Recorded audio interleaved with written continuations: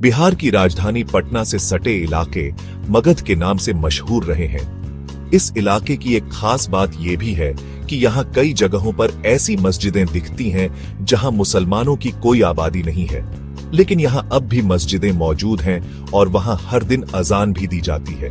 ये मस्जिदें ऐसी हैं जो दशकों पुरानी हैं। उनकी विरासत को बचाने के लिए आम लोग खुद ब खुद सामने आए हैं। इन लोगों की अपनी मुश्किलें भी कम नहीं हैं, क्योंकि ये आम दिहाड़ी मजदूरी करने वाले लोग हैं, लेकिन इन लोगों ने इबादत की जगह को संरक्षित करने का काम अपने आप ले लिया है। खास बात यह भी है कि इनमें से कुछ तो हिंदू हैं। अजय पासवान ऐसे ही एक हिंदू हैं, जिन्होंने अपने दो दोस्तों बखौरी बिंद और गौतम प्रसाद के साथ मिलकर अपने गांव माढ़ी की मस्जिद को आबाद रखा है। बिहार की राजधानी पटना से तकरीबन 80 किलोमीटर दूर नालंदा जिले का मुख्यालय बिहार शरीफ है। बिहार शरीफ के चौड़े रास्तों से जब हम अंदरूनी इलाकों में जाते हैं तो उबड़ खाबड़ सड़कों से गुजरते हुए माड़ी गांव तक पहुंचते हैं। गांव में लगातार बन रहे ऊंचे और पक्के मकानों के बीच सैकड़ों साल पुरानी मस्जिद का गुंबद दूर से ही नजर आता है। पास पहुंचने पर यहाँ नौजवान अजय पासवान मिलते हैं, जो मस्जिद के बरामदे में झाड़ू लगा रहे हैं। हमें देखकर वो मुस्कुराते हुए कहते हैं, मेरा दिल है कि मस्जिद का काम करूं।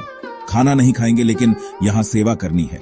दरअसल ये कहानी 15 साल पहले शुरू होती है, जब अजय और उनके दो दोस्त मस्जिद के पास से गुजर रहे थे। माड़ी गांव के रहने वाले ये लोग अपने जीवन यापन के लिए मजदूरी करते हैं। एक दिन मैं और मेरे दोस्त यहाँ से गुजर रहे थे तो लगा कि मस्जिद के लिए कुछ करना चाहिए। यहाँ बहुत जंगल था। हम लोग मजदूर आदमी हैं तो सारा काम खुद कर लिया। पहले फर्श बनाया, जंगल साफ किया, फिर प्लास्टर किया, पुताई की। उसके बाद लगा कि अल्लाह का घर है, रोशन रहना चाहिए, तो सांझ बाती शुरू कर दी, अगरबत्ती जलाने लगे। फिर लगा अजान भी मस्जिद से होनी चाहिए, तो लाउड स्पीकर लाए और पेन ड्राइव की मदद से अजान दिलवाने लगे। शायद अल्लाह को लगा होगा कि हमसे काम ले ले, तो उन्होंने करवा लिया। हम लोगों ने सारा काम अपने खर्च पर किया। माड़ी गांव में अब कोई मुस्लिम परिवार नहीं रहता। भारत पाकिस्तान विभाजन के दंगों के समय मुस्लिम इस गांव से धीरे धीरे चले गए।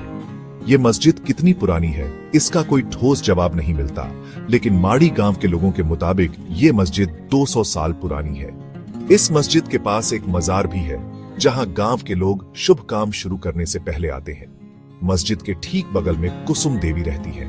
इस गांव में कोई मुसलमान नहीं रहता, लेकिन इसका ये मतलब तो नहीं कि मस्जिद ऐसे ही रहेगी। हम सब लोग यहाँ काम करते हैं।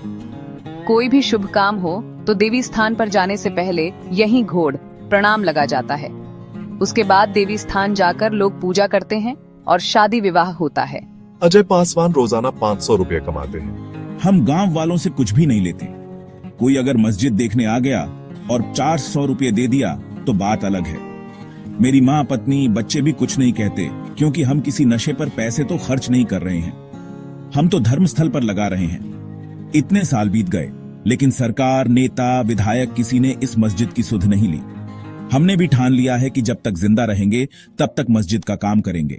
बिहार के मगध इलाके में ऐसे कई गांव मिलते हैं जहां मुस्लिम समुदाय के लोग नहीं रहते, लेकिन इन इलाकों में पुरानी मस्जिदें हैं।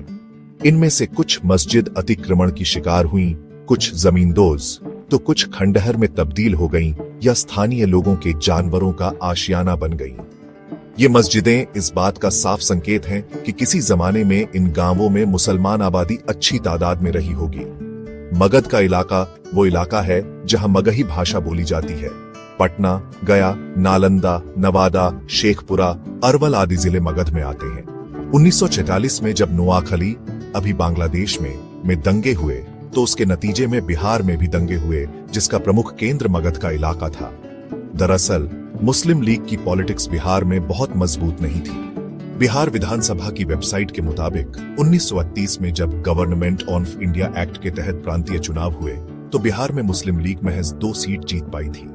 प्रांतीय सरकार में गवर्नर के हस्तक्षेप के सवाल पर कांग्रेस ने सरकार बनाने से इनकार कर दिया, जिसके बाद बिहार मुस्लिम इंडिपेंडेंट पार्टी के मोहम्मद यूनुस ने सरकार बनाई, जिसने 20 सीटें जीती थी। प्रसिद्ध इतिहासकार और खुदा बख्श ओरिएंटल पब्लिक लाइब्रेरी के पूर्व निदेशक इम्तियाज अहमद बताते हैं, 1936 के बाद जब कांग्रेस का मोहम्मद यूनुस के साथ बुरा सलूक रहा तो उससे मुसलमानों में नाराजगी हुई। फिर जिन्ना यहाँ कई बार आए, मेंबरशिप ड्राइव चलाई और बिहार में भी मुस्लिम लीग मजबूत हुई। उसके बाद ध्रुवीकरण मजबूत हुआ। नोआखाली में जो कुछ हुआ वो बंगाल की पॉलिटिक्स का असर था, लेकिन उसकी प्रतिक्रिया बिहार में हुई। एक वजह थी कि बंगाल हमारा पड़ोसी राज्य था, दूसरी वजह ये थी कि बिहार में पहले से ही बहुत तनाव था, और तीसरी बात ये कि बिहार में जो कृषि भूमि थी उसमें बहुत सारे जमींदार मुसलमान थे। इन इलाकों मगध में जो अन्य मजबूत जातियां थीं, वे इन जमीनों पर अपना अधिकार चाहती थी, और उसका एक तरीका था कि ये जमींदार किसी तरह से इलाके से भगा दिए जाएं। दंगे हुए और इसके बाद मुस्लिम लीग के महत्वपूर्ण लीडर ख्वाजा नाजिमुद्दीन पटना आए। उन्होंने कहा था कि अब हमने पाकिस्तान हासिल कर लिया, यानी मगध इलाके के दंगे टर्निंग पॉइंट थे। मगध के हुए इन दंगों का प्रभाव इस कदर है कि आज भी कई बुजुर्ग लोग 1946 के साल को मियांमारी के साल के तौर पर याद करते हैं। पटना